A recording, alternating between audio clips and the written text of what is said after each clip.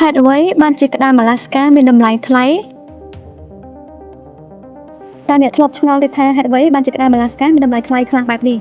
នៅតាមផ្សារនិងភោជនីយដ្ឋានគ្រឿងសមុទ្រជាច្រើនក្តាមអាឡាស្កាអាចមានតម្លៃខ្ពស់ជាងគ្រឿងសមុទ្រផ្សេងៗរហូតដល់7 ឬ 8 ដងហើយម្ហូបខ្លះអាចមានតម្លៃរាប់រយដុល្លារក្នុង1គីឡូក្រាមតម្លៃដ៏ខ្ពស់នេះមិនមែនកើតឡើងដោយចៃដន្យនោះទេប៉ុន្តែបណ្ដាលមកពីកត្តាសំខាន់ៗជាច្រើនដូចជាលក្ខខណ្ឌនេសាទដ៏គ្រោះថ្នាក់ការគ្រប់គ្រងធនធានយ៉ាងតឹងរ៉ឹងការប្រែប្រួលបរិស្ថាននិងតម្រូវការខ្ពស់នៅលើទីផ្សារពិភពលោកមកស្វែងយល់ពីកត្តាវិទ្យាសាស្ត្រនិងសេដ្ឋកិច្ចដែលនៅពីក្រោយតម្លៃដ៏ថ្លៃនេះ 1. ការនេសាទក្នុងលក្ខខណ្ឌដ៏គ្រោះថ្នាក់ក្តាមអាឡាស្កាត្រូវបាននេសាទភាគច្រើននៅសមុទ្រ Bering ដែលជាតំបន់មួយមានអាកាសធាតុត្រជាក់និងរលកខ្លាំងៗរដូវនេសាទភាគច្រើនកើតឡើងក្នុងរដូវរងានៅពេលដែលសីតុណ្ហភាពទាបនិងរលកអាចមានកម្ពស់រហូតដល់7 ទៅ 8 ម៉ែត្រអ្នកនេសាទប្រើអន្ទាក់ដែកធំៗយើងហៅថា crab pots ដែលអាចមានទម្ងន់រាប់រយគីឡូក្រាមនៅពេលពេញការធ្វើការនៅលើទូកក្រោមលក្ខខណ្ឌអាកាសធាតុបែបនេះគឺមានហានិភ័យខ្ពស់និងត្រូវការជំនាញផងដែរជាមួយនឹងថ្លៃដើមខ្ពស់សម្រាប់ទូកឥន្ធនៈឧបករណ៍និងកម្លាំងពលកម្មដែលមានជំនាញកត្តាទាំងនេះបានធ្វើឲ្យថ្លៃដើមនៃការនេសាទក្តាមកើនឡើងយ៉ាងខ្លាំង 2. ច្បាប់នេសាទតឹងរ៉ឹងការនេសាទក្តាមអាឡាស្កាត្រូវបានគ្រប់គ្រងយ៉ាងតឹងរ៉ឹងដោយអង្គភាពដូចជា Alaska Department of Fish and Game ដើម្បីធានាការប្រើប្រាស់ធនធានសមុទ្រដោយចីរភាពឧទាហរណ៍នៃបទបញ្ញត្តិរួមមានអាចនេសាទបានតែក្តាមឈ្មោលប៉ុណ្ណោះក្តាមត្រូវតែមានទំហំអបបរមាដែលបានកំណត់ការនេសាទត្រូវគោរពតាមកូតាក្នុងមួយរដូវ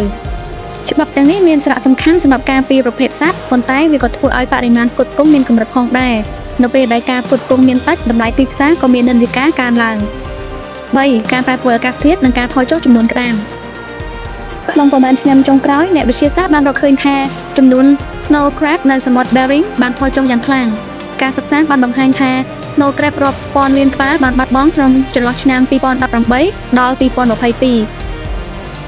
អ្នកស្រាវជ្រាវជឿថាកត្តាសំខាន់មួយគឺការកើនឡើងកម្ដៅនៃមហាសមុទ្រដែលបណ្ដាលមកពីការប្រែប្រួលអាកាសធាតុទឹកដែលក្តៅជាងធម្មតាធ្វើឲ្យអត្រាមេតាបូលីករបស់ក្តាមកើនឡើងមានន័យថាពួកវាត្រូវការថាមពលនិងអាហារច្រើនជាងមុននៅពេលអាហារខ្វះក្តាមមិនអាចរស់រានមានជីវិតបានល្អទេការថយចុះនៃចំនួនក្តាមនេះបានធ្វើឲ្យការផ្គត់ផ្គង់កាន់តែមានកម្រិតហើយជាហេតុធ្វើឲ្យតម្លៃកើនឡើង 4. តម្រូវការខ្ពស់នៅលើទីផ្សារពិភពលោកក្តាមអាឡាស្កាត្រូវបានគេចាត់ទុកថាជាអាហារសមុទ្រដ៏ប្រណិតនៅក្នុងភោជនីយដ្ឋានជាច្រើនជុំវិញពិភពលោកវាមានភាពល្បីល្បាញដោយសារសាច់ផ្អែមនិងរសជាតិឆ្ងាញ់ទំហំធំនិងសាច់ទន់សម្បូរទៅដោយប្រូតេអ៊ីននិងអូមេហ្គា